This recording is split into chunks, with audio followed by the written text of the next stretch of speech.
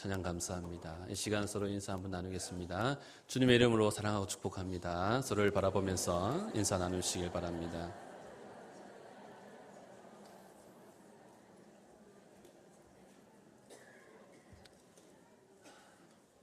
여러분, 돼지가 밥을 먹을 때 왜 그렇게 꿀꿀 하면서 이렇게 먹는지 아십니까? 예, 돼지는 밥맛이 그렇게 꿀맛이라고 합니다. 그래서 밥 먹을 때마다 꿀꿀 하고 이렇게 한다지요. 오늘 이 시간 여러분도 하나님의 말씀이 꿀맛이기를 소원합니다. 지금 하나님의 말씀을 들을 때 꿀송이보다 더 단맛으로 오늘 여러분의 마음밭에 그 말씀이 떨어지기를 간절히 소원합니다. 오늘은 엘리야 선지자의 사역이라는 제목으로 함께 말씀을 나누도록 하겠습니다. 오늘 본문의 배경을 살펴보면 BC 858년경 북이스라엘의 7대 왕인 아합 왕이 통치하고 있던 시대에 북이스라엘과 근접한 이방 지역인 사르밧에서 일어났던 그런 사건에 관한 내용입니다. 당시 아합 왕은 북쪽의 거대한 나라 아수르, 지금의 시리아의 그런 침입을 막아보고자 그 중간 정도에 위치한 두로와 시돈 지방의 왕인 엣바알이라는 왕과 이제 동맹을 맺습니다. 그래서 그의 딸인 이세벨과 정략 결혼을 하게 되는데 그때 이세벨이 시집을 오면서 혼수품으로 마련해 온 것이 있습니다. 그것은 다름 아닌 바알과 아세라 선지자 850명을 데리고 옵니다. 그래서 북이스라엘의 수도인 사마리아에 와서는 거기에다 이 바알의 신당을 짓고 국가적인 차원에서 이 바알을 섬기게 합니다. 여기서 바알이라는 것의 본래적인 의미는 이 주님 주자, 이 주라는 의미입니다. 사실 이스라엘 백성들이 섬기고 따라야 할 신은 오직 하나님 한 분, 여호와 주님이신데, 근데 그들은 하나님을 배반하고 엉뚱하게도 하나님이 아닌 바로 이 이방신인 이 바알을 주로 그렇게 섬기게 된 것입니다. 왜 그랬을까? 정말 그 이유가 무엇일까? 여러분 생각해보면 그것은 그들이 착각하고 욕심을 부렸기 때문이라는 것을 알 수가 있습니다. 바알은 원래 이 농경신입니다. 농경의 풍습에 따른 신을 만든 것인데 우레와 비를 주관하는 신이므로 이 바알에게 정말 잘 보여야지만, 이 바알 신을 잘 섬겨야지만이 비도 잘 오고 농사도 잘 짓게 된다고 그렇게 믿었던 것이죠. 그러니까 유일하신 참 하나님은 오직 여호와 하나님 한 분밖에 없고 그분이 주님이신데 바알을 주로 섬기고 있었으니 하나님 입장에서는 이스라엘 백성들을 바라보는 그 마음이 얼마나 황당한 그런 모습이었겠냐는 것을 생각해 볼 수가 있습니다. 자, 그뿐만이 아닙니다. 이세벨은 북이스라엘을 바알의 국가로 만들기 위해서 북이스라엘에 있었던 모든 여호와의 선지자들을 전부 찾아내어서 그들을 가두고 심지어 죽이기까지 했습니다. 그리고 그들이 섬기던 여호와의 제단들을 다 헐어버렸습니다.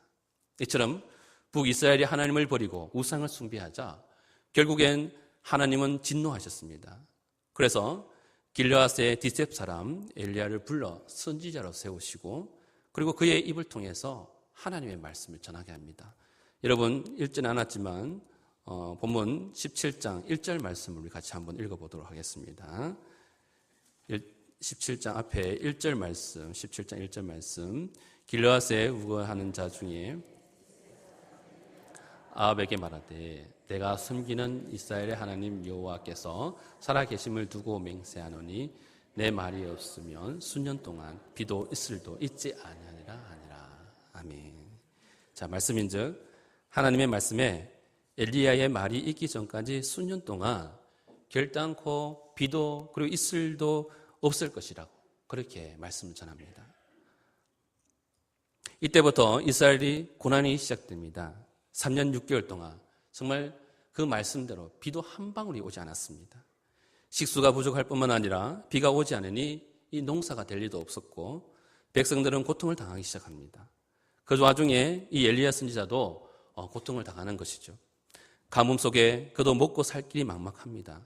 게다가 이러한 하나님 말씀을 엘리야를 통해 전해들은 아합 왕과 이세벨은 그를 찾아서 없애기 위해서 지금 눈에 불을 켜고 이 엘리야를 잡아 죽이고자 그렇게 찾아다녔습니다.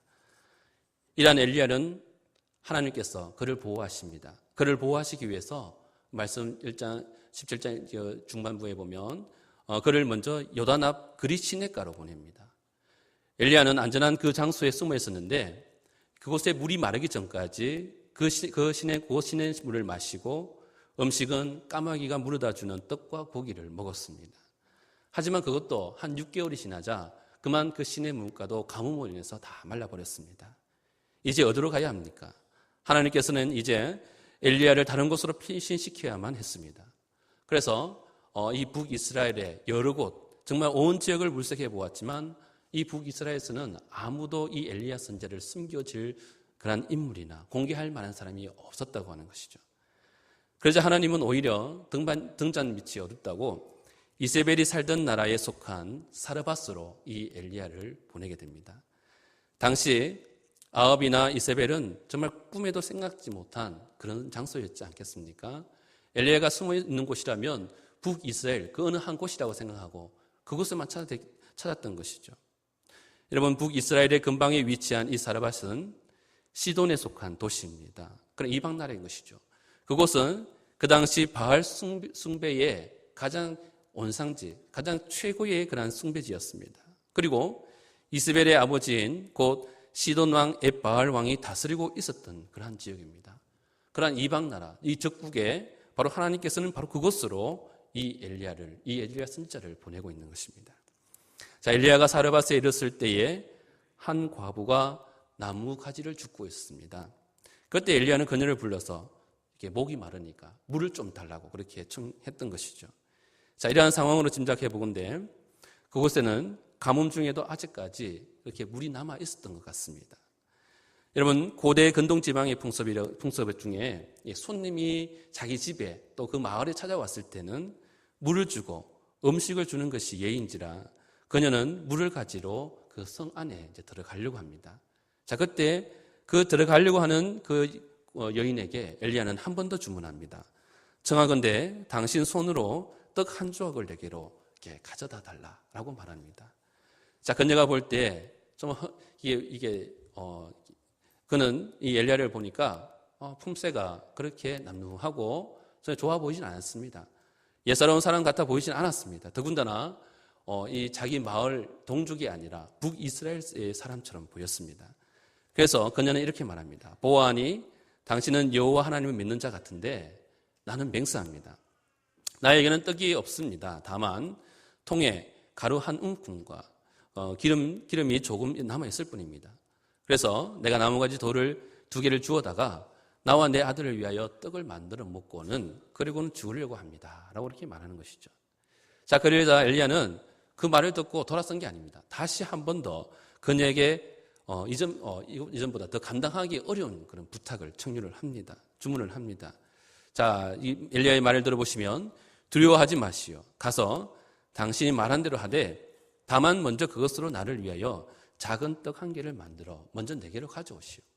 그런 후에 당신과 당신 아들을 위하여 만드시오. 왜냐하면 이스라엘의 하나님 여호와의 말씀에 나 여호와가 비를 지면에 내리는 날까지 그 통의 가루가 떨어지지 아니하고 그 병의 기름이 없어지지 아니하리라 말씀했기 때문이라고 그렇게 여인에게 말하는 것이었습니다.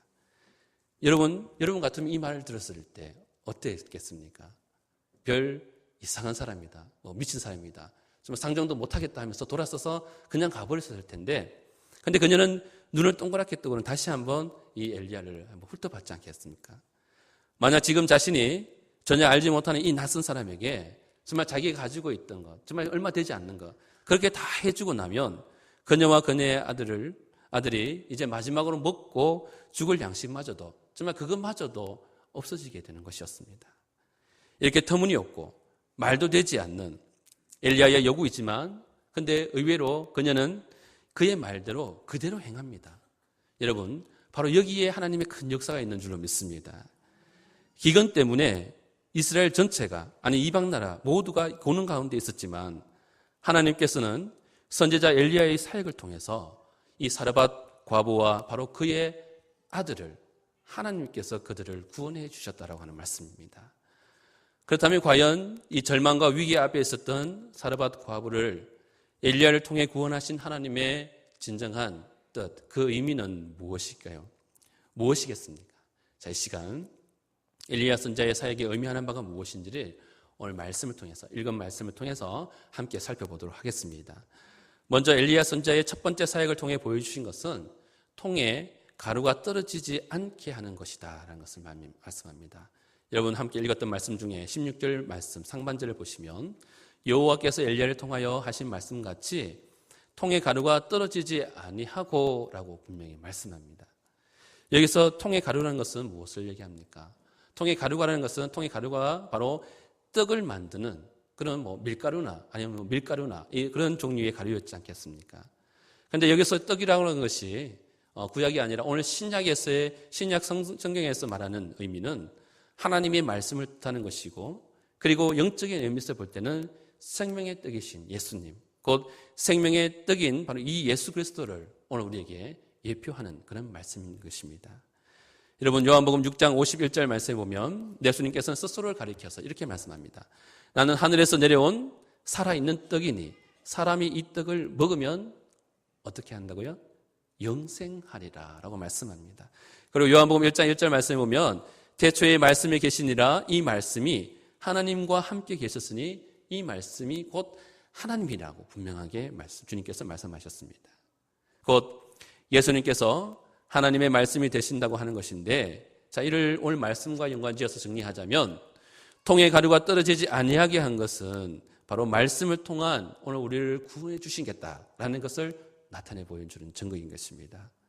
성도 여러분, 오늘 본문에서 엘리야 선지자는 사르밧 과부에게 떡을 요청합니다.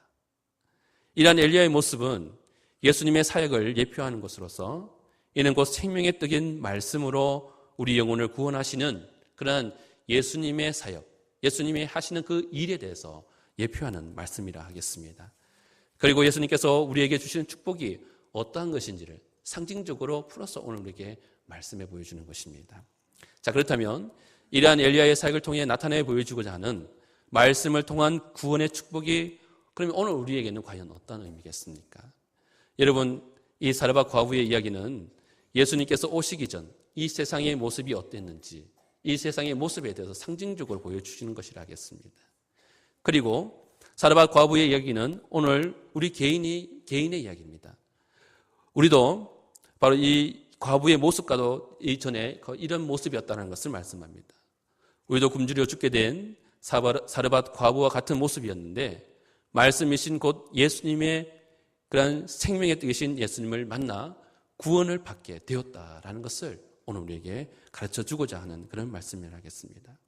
그러므로 엘리야 선지자의 사역을 통해 사르밧 과부가 떡으로 살았듯이 오늘 우리도 산떡이신 예수님을 만나야 합니다.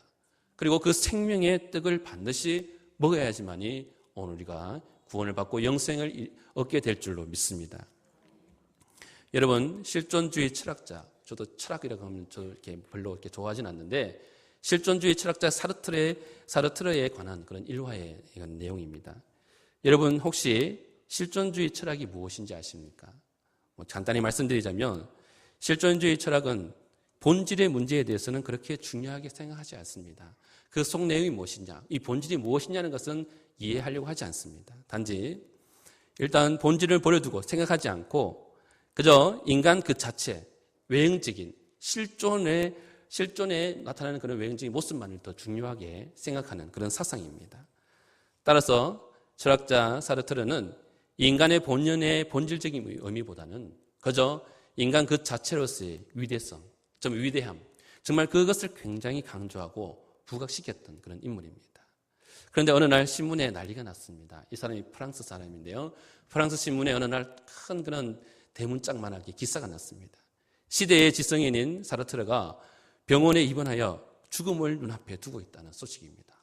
연일 이 소식이 한 달간 계속해서 보도되었는데, 실존주의 철학의 거장인 사르트르는 평소 죽음을 굉장히 미화하고 정말 나는 죽음 앞에서 떳떳하다, 이 죽음을 두려운 것이 아니다 라고 그렇게 자부하면서 늘 평소에 그런 얘기를 했기 때문입니다.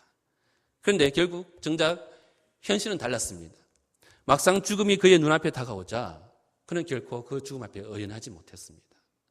그저 죽지 않으려고 그 죽음 앞에서 몸부림칠 수밖에 없었다고 하는 것이죠. 그렇다면 여러분은 어떻습니까?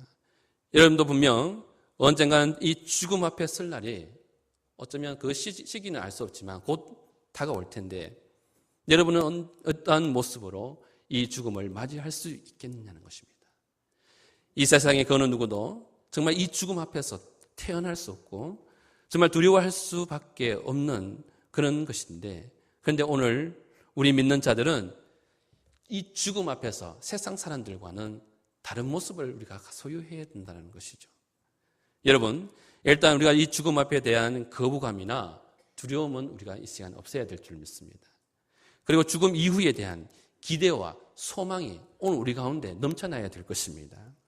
왜겠습니까? 왜냐하면 오늘 우리 성도들은 엘리야 선지자가 그의 사역을 통해 사르밧 과부의 통에 가루가 떨어지지 않게 하여 생명을 구원한 것처럼 오늘 우리 인생이라고 하는 통에도 이미 예수님께서 주시는 가루, 정말 즉 생명의 말씀을 통해 구원을 얻었기 때문에 구원 얻은 자로서, 영생 얻은 자로서 결코 우리는 이 죽음 앞에서 두려워할 필요가 없다라고 하는 것입니다. 사랑하는 성도 여러분, 생명의 뜻 되시는 예수님밖에 없습니다. 정말 우리가 쥐고 있는 것들, 세상적인 것들, 그것들은 어느 한순간에 여러분 순간이 되면 다 펴고 다 사라지는 것입니다.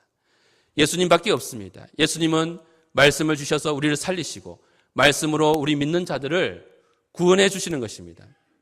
예수님은 여러분의 심령이란 통에 영원히 사라지지 않는 가루를 주시는 분입니다. 바로 그 통에 말씀으로 가득 채워야 할 것입니다. 오늘 엘리야의 선지자의 그 사역을 통해서 알 수 있는 사실이 오늘 말씀하고자 하는 것이 바로 그것입니다. 예수님께서 주시는 생명의 떡인 하나님의 말씀을 먹고 정말 구원에 이를 수 있는 여러분의 복된 인생이 다 되시기를 주님의 이름으로 축원합니다. 자, 이제 두 번째로 엘리야 선지자의 사역은 병의 기름이 없어지지 아니하게 하는 것입니다. 여러분 16절 말씀 하반절 말씀 보면 병의 기름이 없어지지 아니하니라 라고 분명히 말씀합니다. 여러분 여기서 기름이라고 하는 것은 어떤 종류냐면 감람나무 기름입니다. 그런데 구약에 나오는 기름의 대부분은 여러분 그 의미가 성령의 뜻으로 봐야 할 것입니다. 그렇게 봐도 전혀 무리가 없습니다. 그리고 이 역시 통에 가루가 떨어지지 아니하게 한 것과 같이 이것 또한 예수님의 사역으로 보시면 됩니다. 여러분 보혜사 성령님을 누가 보내주시겠다고 그렇게 우리에게 약속하셨습니까? 성령을 보내주시는 분은 바로 예수님이십니다. 하나님께서는 모든 것을 예수님을 통해 이루시는데, 즉 병의 기름이 없어지지 아니하게 하시겠다고 하는 것은 예수님의 사역으로서 보혜사 성령으로 말미암아 우리 성도들을, 오늘 여러분을 우리 하나님께서 성령을 통해서 보호하고 인도해 주시겠다라고 하는 그런 의미인 것입니다.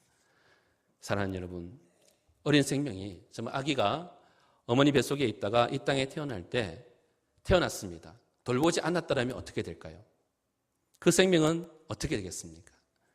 아이를 낳아서 돌보지 않고 그냥 내버려 둔다면 그 어느 누구도 이 땅에서 생존할 수 있는 사람이 없을 것입니다. 한 생명이 태어나서 제대로 성장하기까지는 부모의 진심 어린 그런 사랑과 헌신적인 보호가 반드시 필요하다는 것이죠. 저도 이렇게 성장했고 여러분도 또 이렇게 성장했습니다. 그런데 그 어릴 때에 정말 부모와 누구의 그런 돌봄과 그런 보호가 있었기 때문에 바로 오늘 우리의 생명이 여기까지 이른 것입니다. 자, 여러분, 저희 집에 큰아이가 올해로 고등학교 1학년이 되었습니다. 시간을 계산해 보니까 벌써 17년 전의 일이었습니다. 결혼을 일찍 한 저로서는 아이가 태어났을 때, 처음 아이를 봤을 때 정말 얼떨떨하기도 하고 뭐가 뭔지도 잘 이해되지도 않았고, 아빠로서 부모의 역할이 뭘까, 정말 이렇게 그것이 뭔지도 어떻게 해야 할지도 잘 몰랐습니다. 처음에 저는 아이가 태어나면 저절로 크는 줄 알았습니다. 그런데 막상 태어나서 집에 와서 들여다보니 뭐가 그렇게 복잡하고 손이 많이 가는 것이었습니까? 밤낮으로 배고프다고 찡찡대며 울어댑니다. 그리고 똥오줌은 왜 그렇게 많이 쌉니까? 그뿐입니까? 매일 씻기고 닦이고 정말 이 일은 중노동에 가까운 일이었습니다. 자, 이렇게 말씀드리면 제가 모든 일을 다 한 것처럼 보이는데 그게 아니고 옆에서 지켜보니까 그렇다고 하는 것이었습니다. 그래도 처음엔 다행히 한 2년간은 첫 아이를 키울 때 부모님 집에서 같이 살면서 이 아이 키우는 방법에 대해서 배우게 되고 그나마 부모님으로부터 많은 도움을 받아서 이렇게 도움이 되었던 것, 그런 기억이 떠올려집니다. 그런데 여러분, 오늘 여러분이 예수님을 믿고 하나님의 자녀가 된 것이 바로 이와 같은 이치라고 하는 것입니다. 우리가 그리스도의 사람이 되었다고 해서 그냥 크는 게 아닙니다. 바로 성령님의 사역이 없었다면 태어나서도 돌봄을 받지 못하는 이러한 아기의 모습과도 같았을 것입니다. 앞서 예수님께서 말씀으로 구원을 이루셨다고 했는데 이제는 바로 이 성령께서 우리를 지키시고 또한 우리를 보호해 주시는 것입니다. 여러분, 요한복음 14장 16절에서 26절 말씀을 나중에 한번 읽어보시면 예수님께서 또 다른 보혜사를 보내주시겠다고 분명히 약속을 하셨습니다. 그리고 이 약속을 따라서 성령님께서 오셨습니다. 그런데 이 보혜사는 그 의미를 보니까 보호자, 조력자, 변호사 이 등의 여러 가지 의미가 있습니다. 그런데 그 의미를 더 깊이 있게 생각해 보면 꼭 이 어머니와도 같은 그런 역할을 하는 분이 바로 성령 하나님이시다는 것을 생각나게 합니다. 그렇습니다. 성령님께서 우리를 도우십니다. 어머니와 같이 그렇게 우리를 품어주시고 또 우리를 성장케 하는 그런 귀한 일들을 감당케 하시는 것입니다. 성령께서 우리와 함께 하시며 보호하시는데 어머니처럼 우리를 돕고 보호해 주시는 것입니다. 사랑하는 성도 여러분, 엘리야의 사역을 통해 보여주신 것, 이 두 번째는 기름이 없어지지 아니하게 한 것이라고 말씀을 드렸습니다. 자, 이것 또한 예수님의 사역으로서 보혜사 성령으로 우리를 보호하시겠다라고 하는 하나님의 놀라운 그런 약속의 말씀인 것입니다. 늘 성령 충만한 가운데 성령께 보호를 받는 그러한 은혜의 삶을 살아가는 여러분이 되시기를 주님의 이름으로 축원합니다. 자, 이제 마지막으로 엘리야 선지자의 세 번째 사역입니다. 세 번째 사역은 아들이 살아나게 하는 그러한 일을 하십니다. 여러분 읽은 말씀 23절 말씀 우리 한 목소리로 한 번 더 말씀의 은혜를 받기 위해서 읽어보도록 하겠습니다. 23절 말씀, 엘리야가 그 다락에서 방으로 내려가서 그의 어머니에게 주며 이르되 보라 내 아들이 살아났느니라. 아멘. 자, 엘리야가 그 여인의 집에 거하는 동안 그만 큰 사건이 벌어지고 말았습니다. 그것은 과부의 외아들이 갑자기 병이 들어서 그만 죽고 말았습니다. 여러분 한번 생각해 보십시오. 정말 기가 막히고 코가 막히는 정말 엉뚱한 그런 일들이, 엄청난 일들이 일어난 것입니다. 이 일은 여인의 그 믿음조차 흔들 정도로 아마 그녀에게서는 가장 충격적인 그런 사건이었을 것입니다. 그런데 사실 따지고 보면 만약에 그녀와 그녀의 아들이 엘리야를 만나지 못했더라면 어떠한 일이 일어났을까요? 이 엘리야를 만나지 못했더라면 남아있던 가루와 기름으로 밥 한 끼 정도는 먹을 수 있었을 것입니다. 그거 먹고 아마 그만 가뭄에 먹지 못해서 죽고 말았을 것입니다. 그러한 일을 생각하면 그동안 목숨을 연장한 것만으로도 감사해야 되지 않겠습니까? 엘리야를 바라보면서 그 아이가 죽었다고 할지언정 감사해야 되는 것인데 인간의 마음이 어디 그렇습니까? 정말 이러한 위기의 상황에 직면한 그녀는 그저 엘리야를 바라보면서 원망하고 불평합니다. 왜냐? 당신 때문에 우리 아들이 죽게 되었다라고. 그녀는 아들이 죽은 것을 보고 북이스라엘 사람 엘리야로 인해서 자신이 숨기는 이 바알이 노여움을 이렇게 나타냈다라고. 그 노여움으로 아닌가 하고 그가 와서 재앙이 생긴 것처럼 그렇게 오해를 하며 그렇게 원망을 쏟아냅니다. 하지만 하나님은 가뭄 중에도 엘리야에게 다락을 지어서 안식처를 제공하고 극진한 대접을 한 그녀의 아들을 죽음에서 건져주시기를 우리 하나님께서는 기뻐하셨다라고 하는 일입니다. 하나님은 과부의 죽은 아들을 살려주시는 기적을 바로 이 엘리야의 사역을 통해서 또다시 한번 그녀의 가정에 이러한 기적들을 베풀어 주셨다고 하는 사실입니다. 자, 그렇다면 이러한 사건이 오늘 우리에게 의미하는 바, 오늘 여러분에게 나타내는 것은 무엇이겠습니까? 이것은 죽었다가 다시 사는 것, 한마디로 얘기하자면 그것은 부활의 신앙을 의미하는 것입니다. 다시 말하면 이 사건은 우리가 마지막 때 부활한다는 것을 바로 이 사건을 통해서 오늘 우리에게 보여주시고자 하는 그런 예표적인 사건이라 하겠습니다.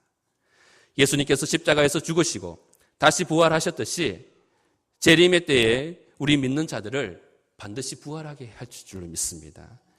이 예표적으로 보여준 것이 바로 오늘 본문에서 엘리야의 사역을 통해서 나타내 주고자 하는 것입니다.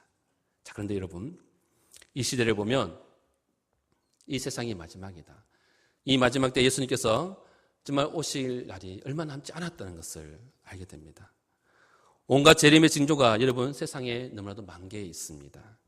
한 책을 보니까 환경운동가 팀 플래너리라는 분이 지은 기후 창조자라는 책을 내용을 보시면 기후를 바꾼 인류에 대한 경고의 메시지를 사람들에게 얘기를 하고 있습니다. 인류가 공해 등으로 이 세상의 많은 환경들을 바꿨습니다. 기후를 바꾸고 여러 가지 상황들을 바꿨습니다. 그런데 지금에서는 그러한 상황이 바뀌어서 기후가 바로 인류를 바꾸고 있다는 것이죠. 사실 지금 우리는 매년마다 온갖 기상이변에 계속되고 있다는 그런 보도들을 연일 계속 접하고 있지 않습니까? 결국 이 책의 결말이 무엇을 얘기하고자 하냐면 인류의 끝이 결국 풍성이나 잘 되는 것이 아니라 이 책에서 말하고자 하는 것은 파멸을 얘기합니다. 그 끝을 말하는 것입니다. 성도 여러분, 이러한 현상으로 짐작해 보는데 그 끝이라고 해서 거기서 끝난다고 해서 우리가 불안할 게 아닙니다. 주님의 재림 때는 분명히 가까웠다는 것을 우리가 짐작해 볼 수가 있습니다. 재림의 징조가 갈수록 더 뚜렷해지고 있다는 것을 우리가 알 수 있는 것입니다. 하지만 이것이 믿지 않는 자들에게는 어떤 일일까요? 믿지 않는 자들, 불신자들에게는 이 재림이라는 것이 곧 죽음이요, 파멸입니다. 그들에게 끝입니다. 그러나 우리 믿는 자들에게는 다른 것입니다. 오늘 여러분에게는 다른 것인 줄로 믿습니다. 그것이 뭡니까? 이 세상의 끝이다, 마지막이다, 주님의 재림이 곧 이르렀다.